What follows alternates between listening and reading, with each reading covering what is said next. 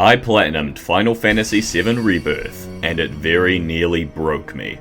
Final Fantasy VII is one of the most highly regarded games of all time, released in 1997 and looking like this. 23 years later, we got Final Fantasy VII Remake, the long-awaited modern-day incarnation of the beloved classic. The questions were plentiful. How would the story translate into the modern day? How would our favourite scenes look in HD? How are they going to fit a 50-hour RPG into a story-expanded, high-budget single game? The answer to that last one is that they didn't. The 50-hour RPG was split into 3, the Remake trilogy. The first 5 hours of the original game in Midgar were turned into an incredible 18-chapter adventure. I platinumed that game twice, and it ranks among my top 10 favourite games of all time. You can watch my platinum trophy hunt of Final Fantasy VII Remake Integrate right over here. Please watch it. After that game's bombshell of an ending, we eagerly awaited for part 2, where the unknown adventure would continue. I mean, the adventure was already kind of known, but just expanded upon, with more lore, better combat, more confusion, and a lot more obligatory slow walking scenes. Come 28th of February 2024, and we finally got Final Fantasy VII Rebirth, and I dived right in on day 1. How could I not? I've been waiting 3 years to see this game become reality. It took me a long time to beat it, much longer than I expected, but I got it done, and then I got the platinum. And I'm here today to take you on an overly long adventure explaining the highs and lows of how I did it. Quick disclaimer, I'm not going to elaborate on any of these trophies because you get them just by playing the game normally and engaging with the open world. I don't need to explain game mechanics to you, that's what a tutorial is for. Now, Final Fantasy VII Remake took me about 90 hours to platinum both times, the second time including the Integrate DLC. Beating the main story of Final Fantasy VII Rebirth with all the side content took me around 100 hours. My total time for the platinum was 184 hours. We're in for a long journey. So let's get it started, shall we?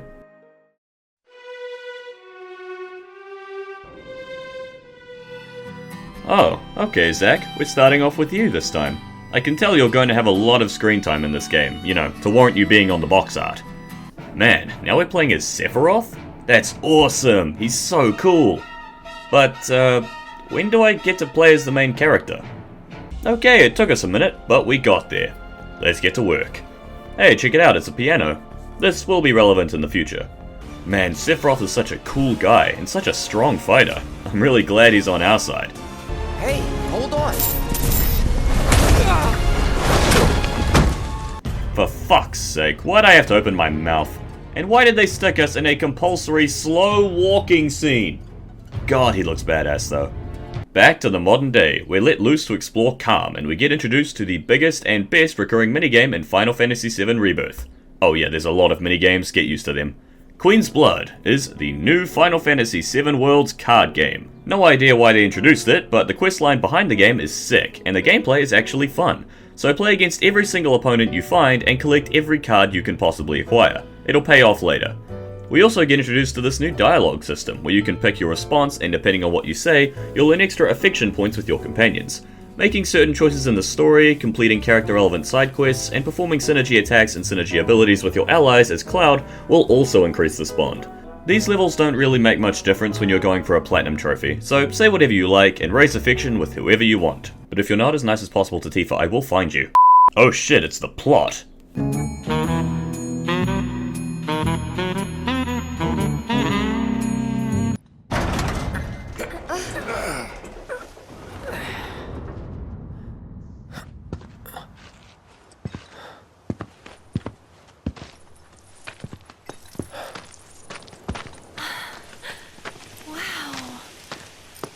Wow, the open world. It was hard to imagine the open world of Final Fantasy VII translating into an actual world-scale RPG, but I'd say that they nailed it. Look at the vastness, look at all the enemies to fight and content to explore. This was a magical moment, stepping out into these planes for the first time. Don't you worry, we'll end up exploring every inch of them, because while seeking some chocobos, we meet Chadley. Remember him from the first game? He's the cyborg dude who gave us those lovely intel missions that we love so much. Like everything else in Rebirth, he's bigger and better. Figuratively, I mean. The man hardly reaches my shoulder. But now he introduces the concept of World Intel. What that is a set of universally common side quests you have to find and complete in every region for him. Find all the world towers.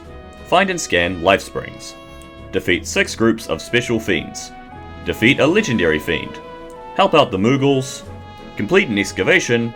Find 3 summon altars and scan them. And complete the Proto-Relic quest.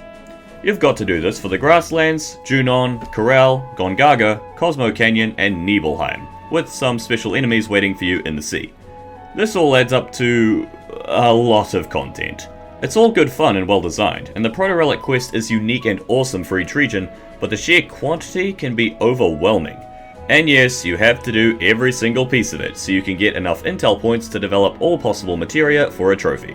Plus, you need all the summons at their maximum strength, plus you need to fight all the fiends to unlock all the VR challenges, plus you need to You get the idea. This is a Final Fantasy game with side content, and you're going to need to do it all.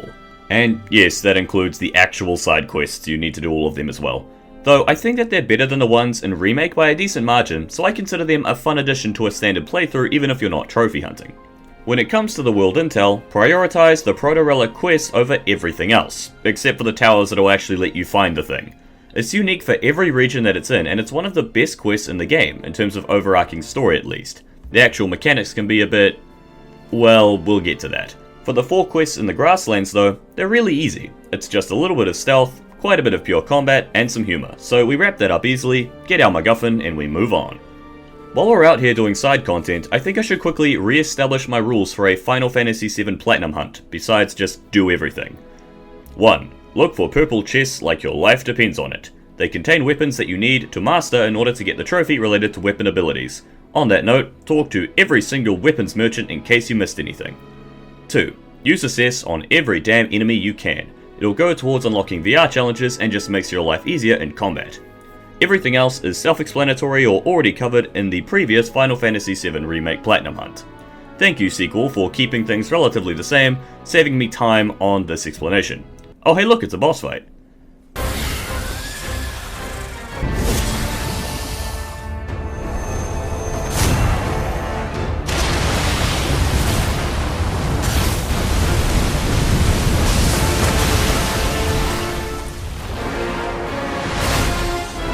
Do you think Sephiroth's favourite move in volleyball is the spike? Chapter 3. No world intel here, just some good old fashioned dungeon clearing. I'll admit, during the early game, I found Rebirth more difficult than Final Fantasy VII Remake's hard mode, due to the new mechanics and different feeling animations, mainly synergy, but I got the hang of it quick enough, and you will too. It's now Chapter 4, it's time to explore Junon, and time for a lot of side content. And also Yuffie, you might recognise her from the last game's DLC. She's a surprise character that'll help us later. Queen's Blood, side quests, world intel, chocobos, the whole lot, you have to do it all. The Proto-Relic side quest this time around is a callback to Fort Condor, the minigame from Final Fantasy VII Remake Intergrade, but it's even better now than it was back then. Seeing these guys and their little original Final Fantasy VII sprites was adorable, I got a really good laugh out of that. It's no big hassle to beat all 4 missions, so do that, get the Proto-Relic, and move on. The game does offer you the chance to play each mission again in hard mode, but why would we do that, right? Right? After completing a side quest that gives us a new area of Junon to explore, we find an innocent looking piano. See, I told you the piano was a surprise tool that would help us later. If you see a piano, play it. Each time you interact with a new piano in a new settlement, you get a new piece of music to play. You need to get an A rank on every piano piece in the game, or at least all of the default ones, of which there are 6 in order to get a trophy and unlock a collectible that will come into play much later in the game. This minigame is probably the hardest one in the game, except for a few special cases we'll get to later on as well, and I don't have much advice beyond focus on the right side and just practice, practice, practice. If I can do it, you can do it too. Moving on now to Upper Junon, we see some missable story trophies. Do bear in mind that you will have Chapter Select unlocked after you beat the main story, so you can just go back and get any trophies like these by replaying the relevant chapter. The 2 trophies in this section require you to find every member of the 7th Infantry during your search for parade members. It took me about half an hour on my first playthrough and maybe 5 minutes on my second, so your mileage may vary. Just make sure to search every floor of every building, and also take a good photo of these guys, it is necessary. The next step is to win the President's Commendation for the parade. Remember the dancing minigame from Remake?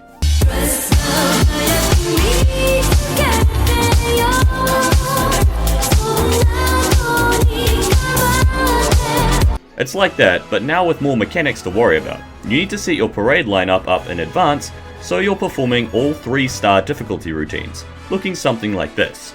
Simply perform well and you will win. You don't need to be absolutely flawless, the game allows for a little bit of error, and if you mess up too much, just reload the save. The rest of the chapter proceeds without major incident, and we sail off into the sunset. On the ship, it's time to duel! No, really, you need to win the Queen's Blood tournament in order to get a trophy. Everyone's strategies for this game are going to vary, there's a lot of different cards, so just use whatever works for you and you'll come out on top eventually. You also get unlimited retries with no consequences, so just keep going until you get the win. You even get to see this, which makes it all worth it.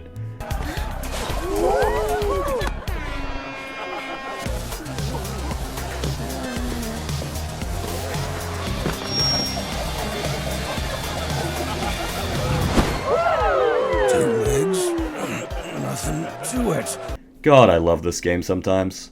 Chapter 6, which is one of my favourite chapters in the game, but also the one that contains our doom. And our doom is shaped like... Tifa! Cloud, my bro! Tifa! him. He's got a hotel now. Or at least a dilapidated shack cosplaying as a hotel. Good for you, man. Cloud wants to head down to the beach for some R&R, but you aren't allowed to unless you're dressed appropriately. Barrett already has his sailor suit swag, but we're not so lucky, so it's time for minigames. I feel that phrase could be used to sum up most of this platinum trophy, to be honest. Shoot some stuff, play some Queen's Blood, get some tokens, and obtain the ability to take your shirt off. Once we're done, we swap to Tifa and Aerith, and it's now time for them to go on a little date to play minigames in order to earn swimwear. You only need to get one coupon for each of them, but you may as well get both because you'd end up doing it later anyways. Kinda starting to feel the drag of some of these minigames. It's been a while since we've actually done proper combat. We head down to the beach and... okay, yeah, any complaints I had about this game is forgiven and forgotten. 10 out of 10, game of the year. It's just hot. In the sun. Yeah, Cloud, it sure is. If I didn't want to kill Hojo before, I definitely want to kill him now, ruining my goddamn beach date with Tifa. Hey, Johnny actually got to be useful. How's that for character development? After the day's excitement, we turn in for the night and Yuffie joins the party in the morning from this point forward. Do all of the side quests and world intel that you can in the Costa del Sol area, but you won't be able to complete the region just yet. That's because the Corel map is split up by this huge river, and half of the content is on the other side of it, including some items you need in order to complete the quests back in Costa del Sol. On a more positive note, while you're in the Costa del Sol area, the characters can wear their alternate outfits around with no consequences, so of course I put the swimsuits back on right away. It's clearly what the developers wanted me to do. Oh, hey Jules, how's it going? Don't tell me, you've got another stupidly hard exercise minigame for me to do. God damn it, fine, let's get some abs.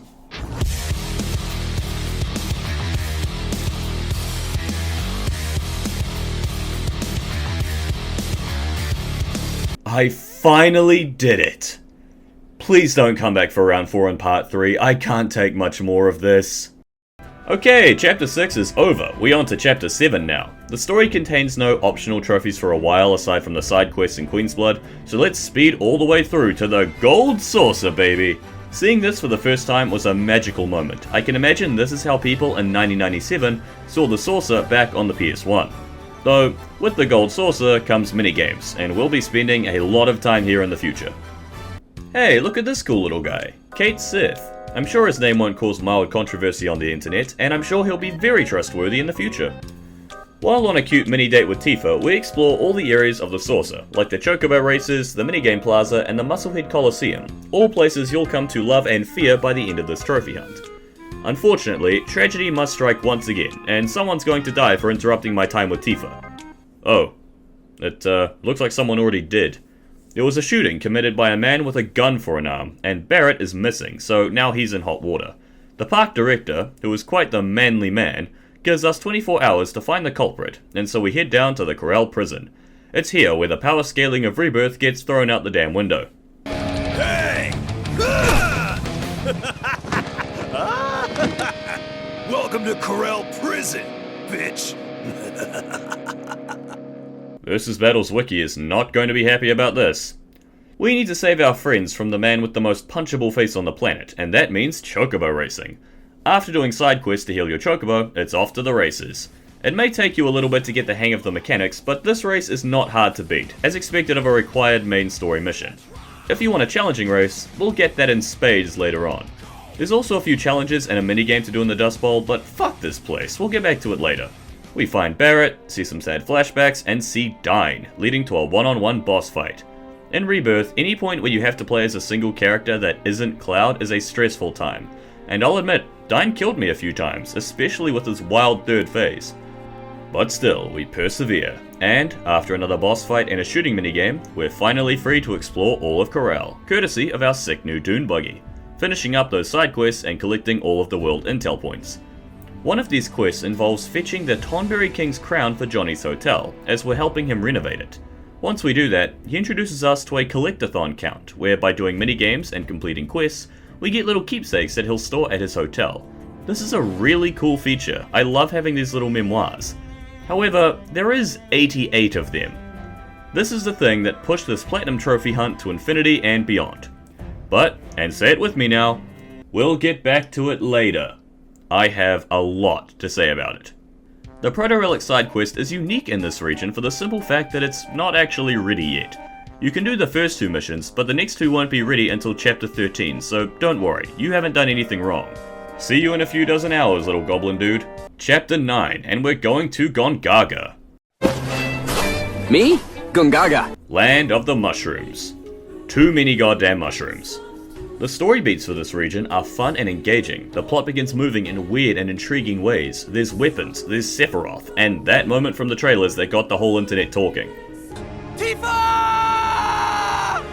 The side quests and world intel for this region aren't bad by any means, but getting to them is a damn hassle because this region's entire public transport system is using a bird to jump off of a giant mushroom to launch you in an arbitrary direction and arbitrary distance. Actually navigating Gongaga is the real hardest challenge of Chapter 9, and I know someone who would very much agree with me. At least when you actually find the Proto-Relic quest in Gongaga, it is just more combat, so you can breeze through that nice and easily. Okay, Chapter 10, Cosmo Canyon. We've been looking forward to this one for years. It's a fun chapter, full of plot, planetology, and progress, involving a fun dungeon with Nanaki and Barret, and we actually learn the backstory of the Black Materia. None of this gives us any optional trophies though, so let's move on to the world intel and the side quests. Navigating Cosmo Canyon is a bit of a hassle, seeing as you need to fly around on a chocobo by jumping off specific ledges, but it's not that much of a hassle except for like 3 specific spots. The only unique thing I'll mention here is the Proto-Relic side quest. It's another minigame, Gears and Gambits. Why is this a thing? I don't know. I just bullshitted my way through it while understanding very little about anything, but at least the accompanying story was nice. Chapter 11, and we're going back to Nibelheim. This region is smaller than all the others, so there's less world intel together, only requiring 4 groups of fiends instead of 6, for example. There's also a completely optional discovery quest involving collecting 50 chocograss, and I only managed to find 49 of them. The story beats here aren't too bad at first, with Tifa, Cloud, and Yuffie going on a hike to the Mako reactor. But when we swap back over to Cait Sith, Aerith, and Barret, we run into... Hojo! Thanks for dropping in. No. No, you can't. You can't do this. Not another late game Hojo dungeon! Playing as Cait Sith by himself isn't as bad as it could be, but it's worse than you'd hope, especially when you have to fight a mini-boss with him. Really though, the worst part of this dungeon are the throwing mechanics. Why was this added in, and why was it done so badly? Oh hey, it's the original Shadow the Hedgehog, now voiced by normal Matthew Mercer, as opposed to Cowboy Matthew Mercer. Wow, you're going to be fun to control when we get to part 3, I can't wait. If you're half as powerful as this, Sephiroth is in for a bad time. As am I. The Proto-Relic quest in Nibelheim just involves following very slowly wandering black robe dudes and then some combat. But hey, at least Sephiroth shows up for this one, and even he doesn't know what to make of this dude. Okay, on to chapter 12! My god, this is taking a while. It's back to the Gold Saucer, and time for the Skywheel date. Probably one of the most highly anticipated parts of the game for many. And thankfully, my date was...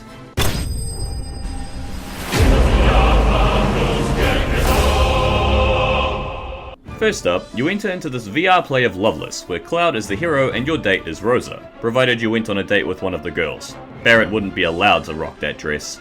Beating this play is just a bunch of quicktime events, but the spectacle is wonderful to see, and it's not overly demanding. Getting an S rank should be easy enough, which you have to do for a trophy. After that, we just need to ride the Sky Wheel. I have my problems with Final Fantasy VII Rebirth, and the trilogy as a whole in terms of the story, but seeing scenes and moments like these, they make everything worth it. It's now the next day, and we need to fight Don Corneo's goof troop in order to save the gold saucer, as well as beating up his favorite pet for the third damn time. And he gets away again. Guess we'll see you in Wutai in part 3 for the 4th Absu boss fight. Don't worry, the fun doesn't end just yet. Behold the Turks, Elena and Rude, back for yet another battle. Did you not learn from the last time? Oh well, time to... Oi! Kate Sith! Where are you going? I mean, you weren't really a member of my party I ever used anyway, but you can't just retreat at the time of battle. Oh well, Cloud, Tifa and Aerith are more than enough to beat the bald and the blonde. Seto Kaiba evidently agrees with me, as he's now come here for his rematch. Rufus was one of the best bosses in part 1, and he's one of the better bosses in part 2, with harder mechanics, less weaknesses, and more moves. It still won't save him from me, but it's very impressive. Time to find Kate Sith. Oh hey, we found him. You traitorous little twerp. You're never going to be forgiven. Though, at least this scene is still way better done than the one in the original game. Hey Cloud, I've betrayed you. Screw you, cat. I'm still gonna be in your party. Like hell, get lost. Oh, by the way, I've kidnapped Barrett's daughter. Okay, fine, you can come. Also, what the hell is wrong with your voice? Please, don't worry about it. Chapter 13. The second to last chapter in the game, featuring the point of no return. And a lot of homework to do before we get there. This is the last chance you have in your first playthrough to do all remaining side quests and minigames. And I'm not going to cover most of it. Look, if you've been doing as I told you, you've done every side quest in the game up to this point anyway, and I'm not about to give you a guide for every one of them. With the exception of 2, they're all simple, fairly fun, and relatively easy. What we will do is head out into the Corel region to finish off the Proto-Relic side quest. Kidji has finally gotten around to setting it up for us. Yeah, little bro, take it to that rich asshole. Man, Don Corneo's just been having the worst time in the Remake trilogy, and I don't think part 3 is going to be any kinder to him. Finally, the Proto-Relic is all ours, every part of it. We can finally discover its secrets. But first we need to go back to the Gold Saucer. The hardest boss in the game is waiting there for us. Generic, kind of annoying NPC number 7 is now here, but he's got personality in spades this time around, and he's even got his own side quest. The Shinra Middle Manager challenges us to become the ultimate party animal by beating his top score in several minigames around the Gold Saucer. Well, we were going to be doing that anyway for Johnny, so let's get to work. The first step is the Musclehead Coliseum, where he set us up a unique battle gauntlet. How in the hell did he do this? He's just a middle manager! Okay. Done. Wow. How are you so calm about this? The next stop is the Chocobo races. I beat him on my first try, but it was a tense race. Shout out to the sick beats in the background. Coming up next is Galactic Saviors, the shooting game. Just play it well and you win. Not much else to say about it. By far the least painful challenge of this gauntlet. Fourth on our list is G-Racing, the motorbike game. We've had practice on this in Remake and during our earlier trip to the Gold Saucer in Chapter 8. This one used to be glitched, but that's no longer the case, so 2 tries later and the high score is mine. It's time to duel! Again. They're very lucky Queen's Blood is actually fun, or this would be one of the worst parts of the game. The 5th challenge is now completed, and it's on to the final stage. We face the middle manager in the 3D Brawler game, the one we first experienced when we arrived at the Gold Saucer way back in Chapter 8. I had no idea what I was doing back then, and I still don't have any idea now. Shinra Creed!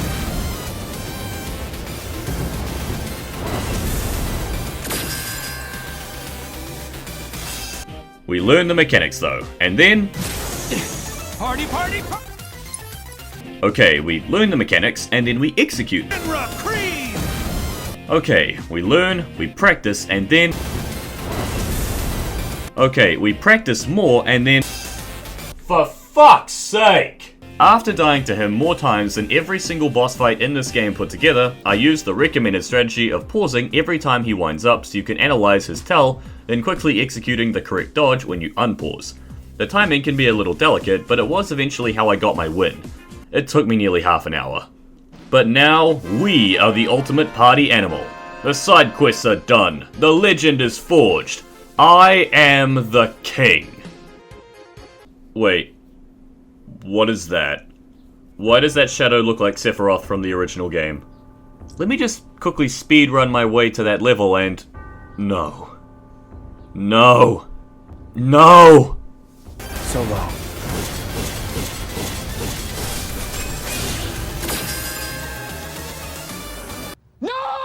Polygon Sephiroth beats you in 3 hits, he gives you openings to attack as infrequently as Ubisoft releases good video games, and you need 5 hits in order to beat him.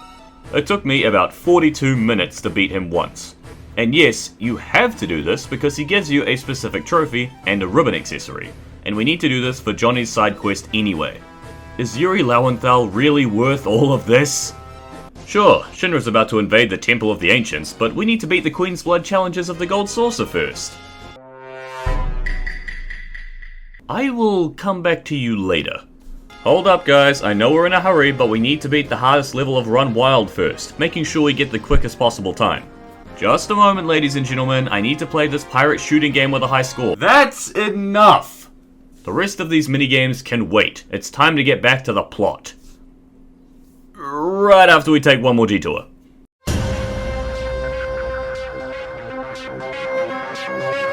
Cid's plane makes for a pretty decent boat, giving us new areas to explore across the ocean for some rewards that you should really pick up. They're very useful.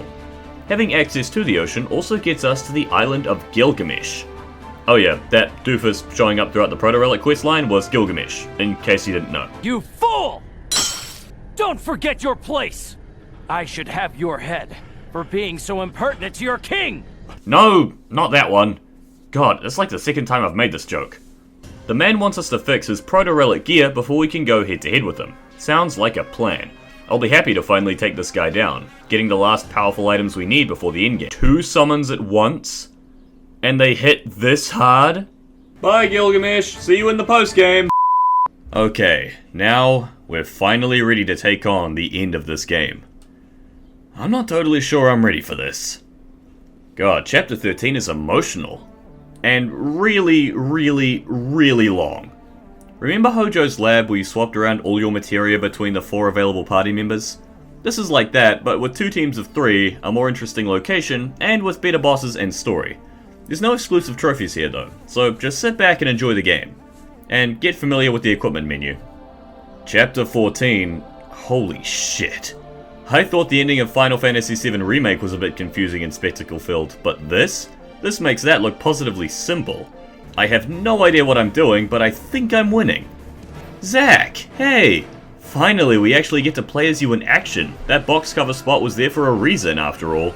I mean, I have no idea what any of your mechanics are, but no time like the present to learn.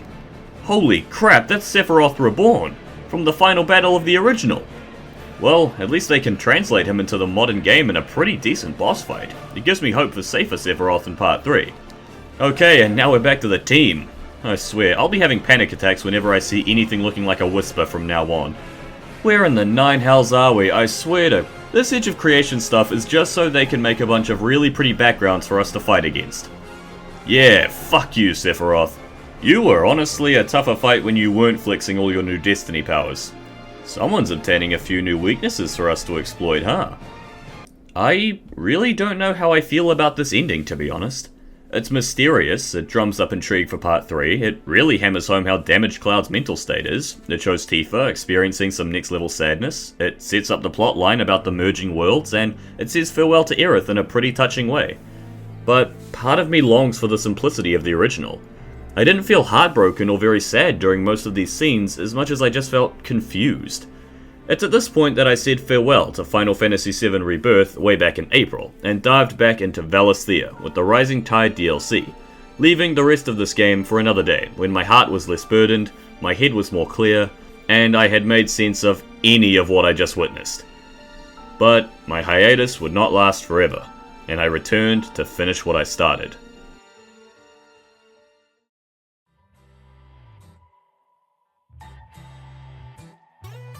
And what I started was minigames. A lot of minigames. Johnny wants his 7-star hotel, and I was genuinely curious what reward he had waiting for us in that secret chest of his.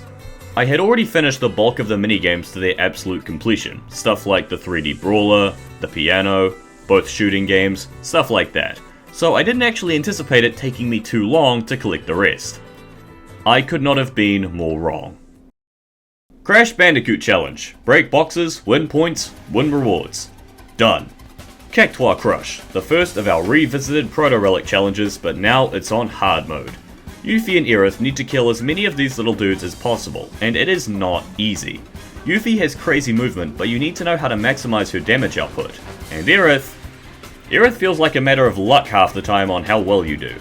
This took me a while for each run, and I don't have many tips besides practice hard, focus on dodging attacks over trading damage, use Banishment as Yuffie, and use Transcendence as Aerith on the big Cactuars. Next up, Gears and Gambits. Look, I'm sorry, Nomura-san, but I just don't care about this game. Just do what I did and use the guide build from PSN Profiles, and then summon all the robots, and then you can probably beat every level within 3 or so tries. Chocobo Gliding. This minigame frustrated the hell out of me when I first made it to Cosmo Canyon, to the point where I actually gave up on getting the high score and came back later after I was done with the story. You'd think that gliding directly along the assigned path would be the key to victory, right? No. You need to do this. God damn it, Chocobo. Fort Condor on hard mode. You're lucky I actually find this one fun. Use Cloud and Barret as your hero characters and experiment with the different decks to see what suits you. I found either the balanced option or the all-out offensive option served me best more often than not. Chocobo Racing. Yeah, another actually fun game. It's also one of the hardest minigames, but you can compensate with your skills. You need to beat every single race. You've already done the hardest one in the Chocobo Cup as part of an earlier side quest, so now it's just time for you to clean up the rest.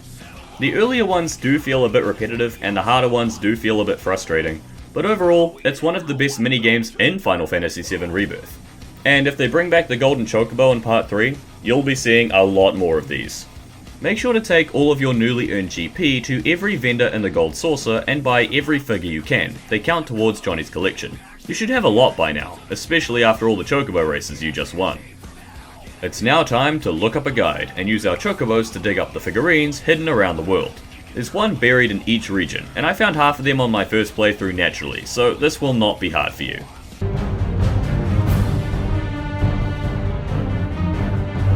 That's it, the minigames are over, for now. Now it's time for combat. A lot of combat. All of this combat.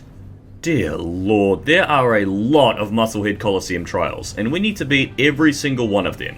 There's even a couple where you have to play as bloody frogs, for multiple rounds. I mean, they're not particularly difficult, but what bloody French madman came up with this? The hard part are the advanced trials. Remember those legendary fiends you had to defeat in each region? Well, now you're facing them again. In pairs, back to back, multiple times over. Sometimes you'll be in a team of 3, other times using all 6 members of your party in different bouts, meaning you'll need to distribute your materia and best equipment strategically in order to make it through. These were rough. Damn rough. Especially the Mind Flayers, Great Malboros, and the King Zoos. But with practice and persistence, as well as actually trying new tactics, I eventually beat them all. Thank God. It was also during these battles that I reached level 70, earning me another trophy. Can't wait to start from like level 30 when we finally get to part 3.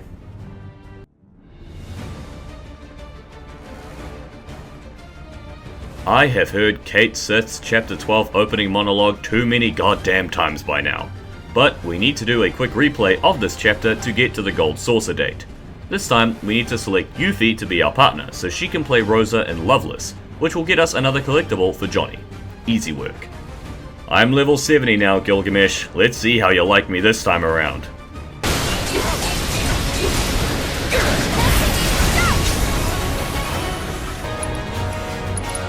I'm in!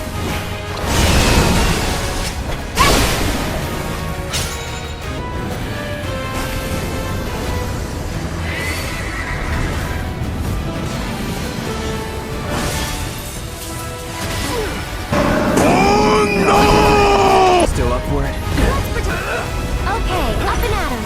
Let's turn this one. There! One more shot! That's it! So long. Let's go, King of Heroes. I hope you've stored up enough weapons. Wait, sorry, wrong Gilgamesh. This is awkward. Die.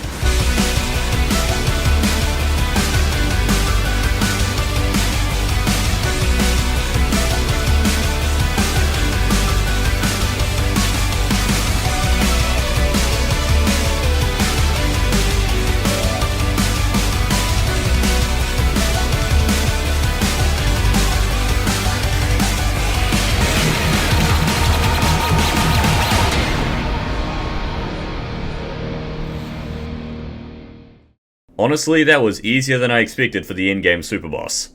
Ah well, I know he'll be back for vengeance in the VR battles. But before we get to that...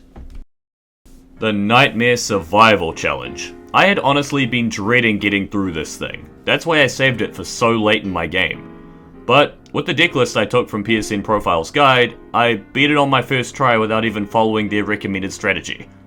Go me, the king of games. And that's it. No more minigames needed for optional trophies or for Johnny's stupid collectathon. It is finally over. There are so many of these damn things, and I feel some of them get excessive in how much they ask of you, as well as the sheer quantity. But at the end of the day, they're part of the charm of this game. Most of them are harmless on a first playthrough, and they're all fairly fun, at least the first time around. So don't let them discourage you from playing the game. They add a lot to the experience, and if they weren't here, I think we'd be complaining. If you want your more serious adventure, just play Final Fantasy XVI. Out of all the minigames, Queen's Blood is definitely my favourite. It's a great card game that actually has a fun side quest to go along with it.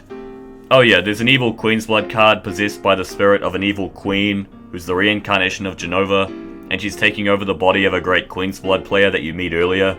And then Vincent helps you stop it because he also plays the game and he has a good Magic Queen's Blood card. It's a wild ride, but genuinely engaging, and I loved it.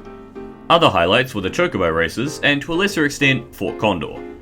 The lowest points were Gears and Gambits, the final stage of the Chocobo gliding, and to a lesser extent, Cactuar Crush, even though that technically doesn't count as a minigame, but I'm including it in this section anyways. In summary, minigames are fun. Not all of them stay fun when you're going for the platinum. I look forward to seeing what they do with these in part 3. Alright, all that's left is combat. A lot of combat. Grab your headset, because it's VR time.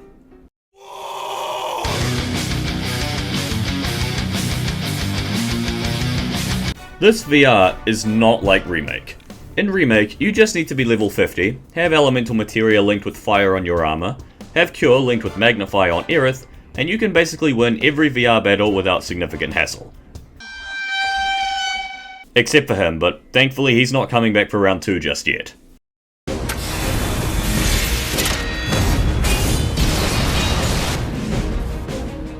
In Rebirth, the VR lineup is absurd. I'm assuming that you've beaten every normal VR battle available to you at this point. So now we're on to the Brutal and Legendary challenges. We're starting with Brutal, and that name is scarily accurate.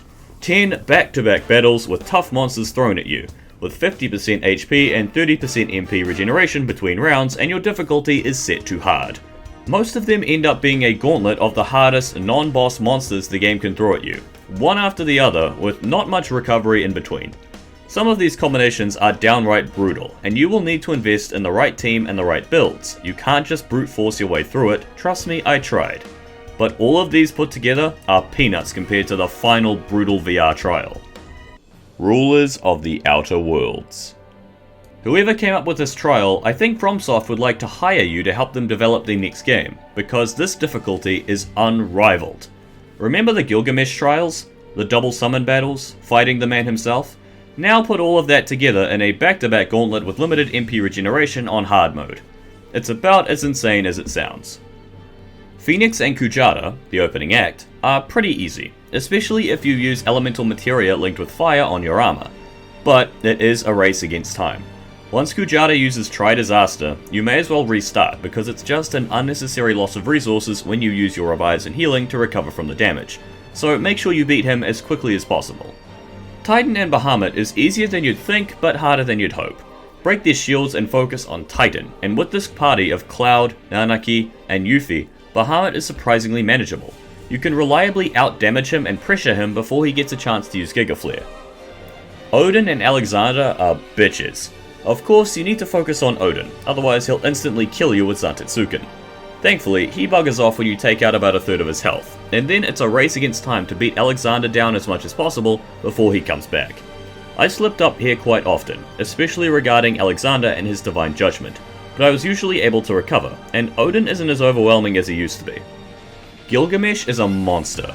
When I beat him in the overworld, he was underwhelming in terms of difficulty, but I knew this was mainly due to my own level of power, and that he'd be a lot harder in the VR rematch. I'm happy to say I was right. The Master of Weapons has so many moves that I fought him several times and I'm still not sure I saw them all. He could turn me into a frog, which would basically end my run immediately. He could output every single kind of elemental attack. He has strikes that bypass your barriers and mana walls by dealing 1,000 lots of 1 damage, and he has a super scary countdown move that you need to stop or you're back to the beginning of this gauntlet. He's a goofball, but he's a damn threatening goofball. And the craziest part? This is only the 4th battle. There's 5 in total. After this, who could possibly be the 5th one? Oh, you've got to be kidding me. This isn't even a copy-paste of the final boss. This is a fully unique Sephiroth with his own moves and his own fighting style. I applaud the effort by the developers, but you shouldn't have. No, really, you shouldn't have. This is game over, huh?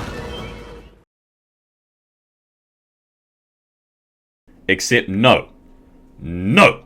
We have come too far to lose now. We've defeated him once, twice, and this 3rd time shall be no different. And as a matter of fact, it won't be. Sephiroth is actually easier than Gilgamesh. It only took me 2 tries to defeat him, on the attempts I actually reached him of course. He was still hard and I was incredibly nervous during the entire battle, but Sephiroth is a lot more predictable than Gilgamesh and has a less varied arsenal. In the first phase, he just wants to tie up your party and then use Octoslash, which he does a lot. I make sure Nanaki puts barrier on all of my party before he gets chained up. I have 2 ATB on Cloud or Yuffie ready to use Prayer after my party survives his attack, rinse and repeat until I can start spamming synergy attacks and build up the limit breaks. His second phase opens with Sephiroth attuning himself to fire. Aha! You fool! This was exactly the moment I was waiting for! Power through all his elemental attacks as they end up healing you, unleashing your limit breaks as soon as they come up, and don't get cocky enough to get caught up in his melee attacks as they are still very capable of wiping you out in seconds. He'll swap to Ice after a while, so Cloud was still good to stand in his face and trade damage, while I got Yuffie to use Fire Banishment and Nanaki to run around and heal with Watcher's Respite. In my first attempt, Sephiroth skipped these 2 elemental phases and went straight to Thunder for some reason, defeating me with lightning from the sky. But on that second attempt, he was dead before he got the chance to get there. I didn't even need to summon my own Gilgamesh, but he was still there to witness my victory. It felt so good to finally claim that win, like I'd conquered an impossible gauntlet. But of course, we're still not done! Solo character VR missions, the legendary bouts, 5 stages on hard mode using only a single character. Not that bad when you're controlling Cloud or Yuffie, but someone like Kate Sith, Barrett or Aerith? Oh my. Using the right strategies and a little bit of trial and error, we manage it in the end. Cloud was tough because of this dog. Barrett took me 2 tries, Tifa was a matter of strategy and patience that took me 4 tries, Aerith, Yuffie and Red 13 are all first try, and we don't talk about this bastard.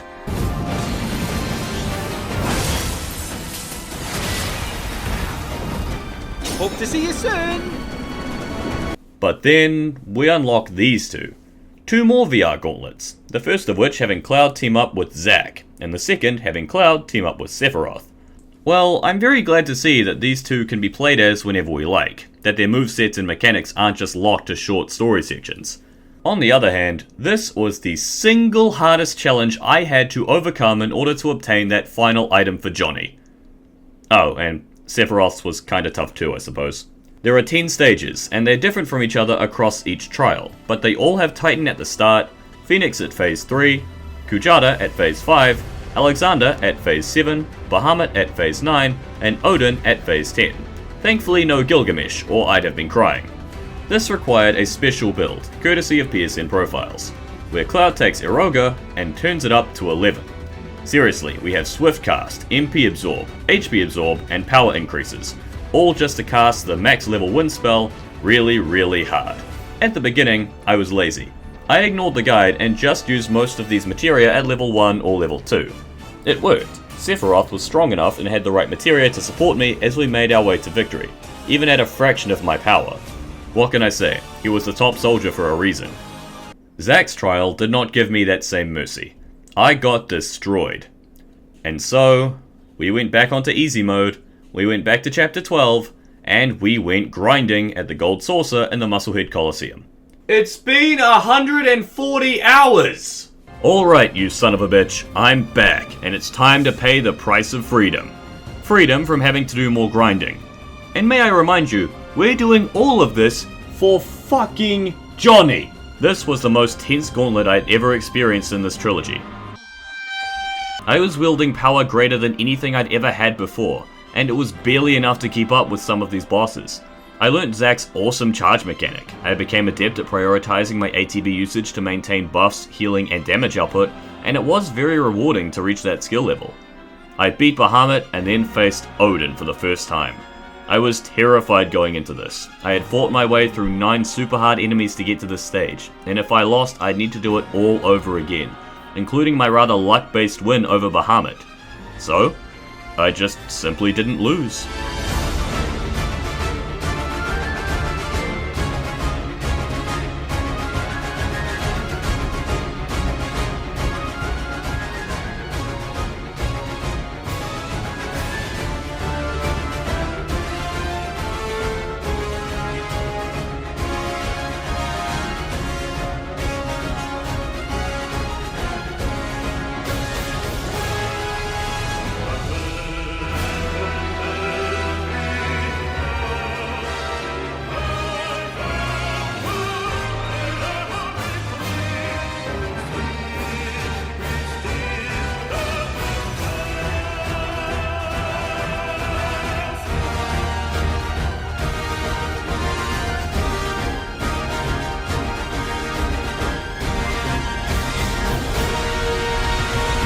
I did it! I got it! Every VR challenge is done! I won, gamers! Zack, Sephiroth, thank you for your service. Thank you, Yuffie and Nanaki, for your sacrifices. Okay, Johnny, you son of a bitch, you'd better have something good for me hidden in that chest. What? 87? Out of 88? But I did everything. Look, the number is right there. Why isn't it unlocked? Why don't I have the trophy? Where is it? Where is my reward? At this point, my heart shattered. I fast traveled away from the resort and back. I quit and restarted the game. Nothing worked. Did my game glitch? Is this going to softlock me from the platinum? Did I do all of that for nothing? As it turns out, no. I just needed to reload the chapter and then go back to Johnny. But for those 10 minutes of uncertainty, I was actively dying on the inside. Okay, Johnny, I've completed your collection. It took me nearly 150 hours. What have you got for me in that chest? Another Godademarong? More costumes? A piano music sheet? We did all of that for paper? Okay, fine. Let's give it a try. Yeah, nah. Fuck you, Johnny.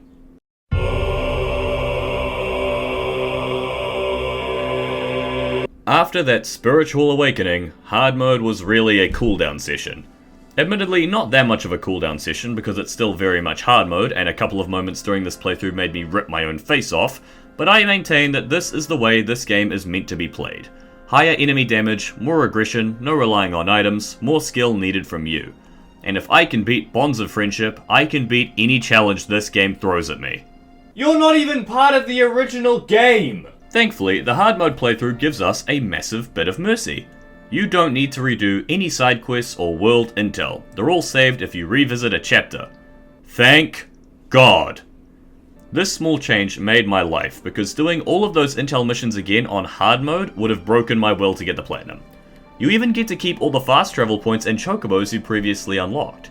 Now we can just enjoy the game and enjoy the story without all the stop-start.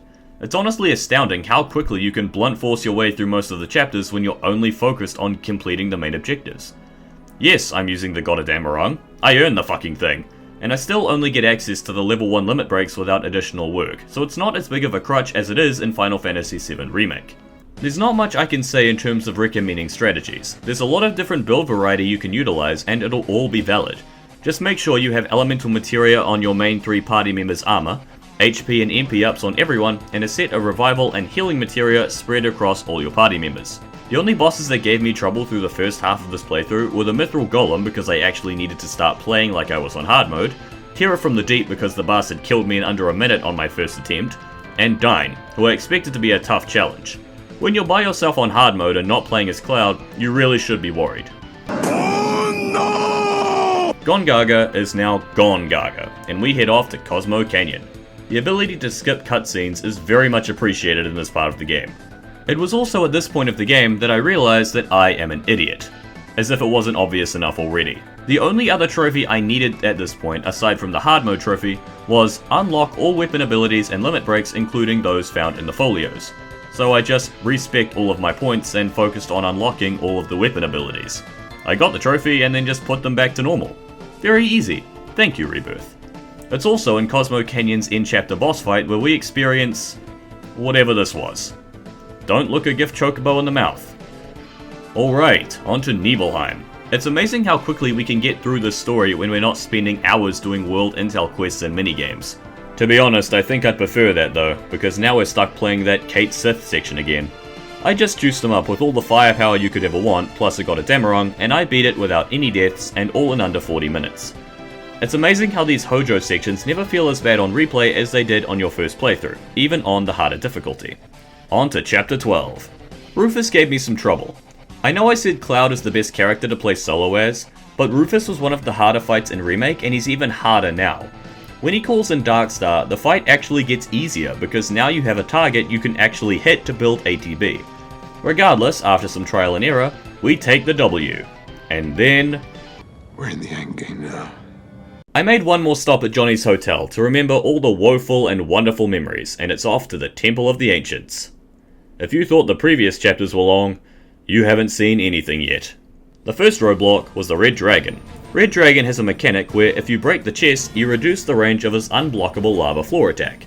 It's a little demanding, and if you screw it up you're almost guaranteed to die, but it's perfectly fair. Except in hard mode where it doesn't work that way and he has max range all the time. That's stupid. I hope you're packing Mana Wall, because nothing else will save you here. From that point on, it's a game of swapping materia every 30 minutes between 2 different teams of 3, as we run around the temple, steamrolling bad guys and fighting the Turks. Again.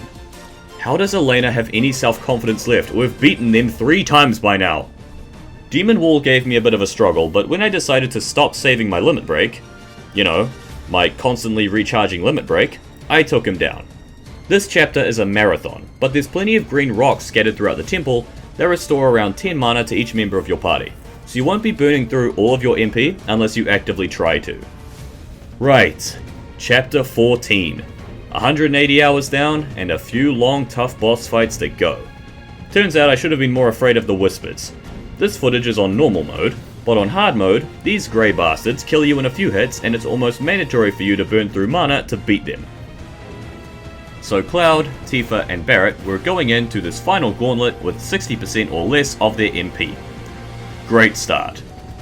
The battle with Jenova is a long one and a rough one. Swapping between so many party members seemingly at random makes things tough to predict and even prepare for, unless you're fully aware of what comes ahead and how best to optimize your build for each part. I had very little memory of this battle, seeing as the last time I did it was about 85 hours of playtime ago and roughly 4 months of real time. So I just made sure everyone had revives and heals and I fluffed my way through after enough brute force. Thankfully, the game does save your progress between phases, otherwise I'd have been pushed well past my breaking point trying to get this done.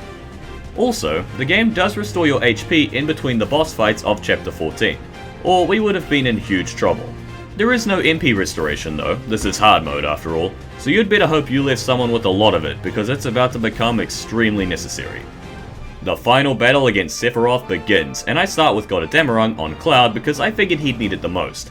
The first part of this battle is actually fairly forgiving. I've had enough practice as Zack in the VR to where I can actually use his mechanics, and I fought Sephiroth a lot during my time in these 2 games.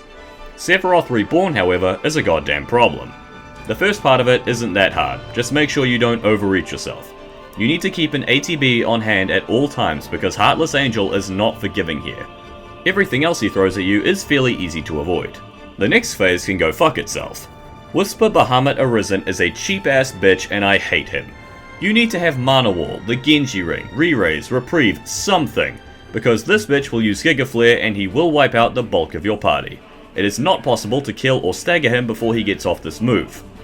After dying 3 times and getting angrier than I reasonably should have, I went back to the start of the Sephiroth fight and equipped Yuffie with the God of Damarung instead of Cloud, meaning I'd have a limit break ready against Bahamut Arisen.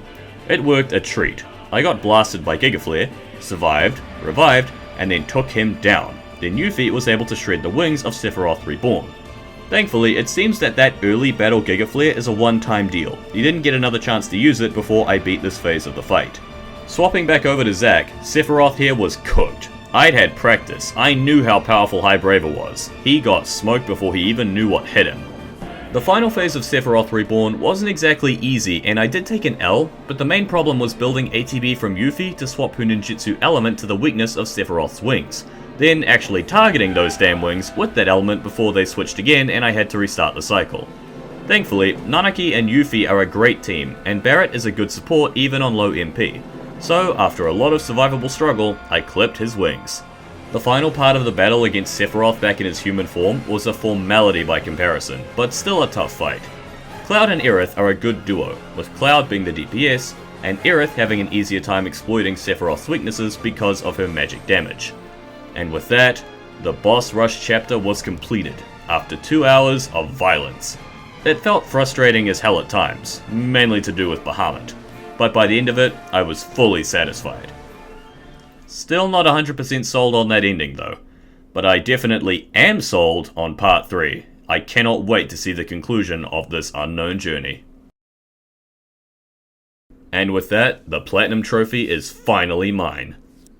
Total indicated playtime is 184 hours. The length of time between starting and finishing is 5 months and 3 weeks.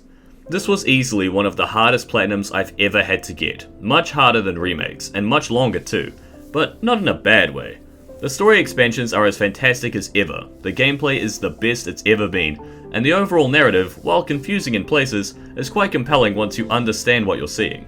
The minigames add flavour to a casual playthrough, and for the most part are a welcome addition, and the VR trials provide hardcore players with the battles needed to test their skills.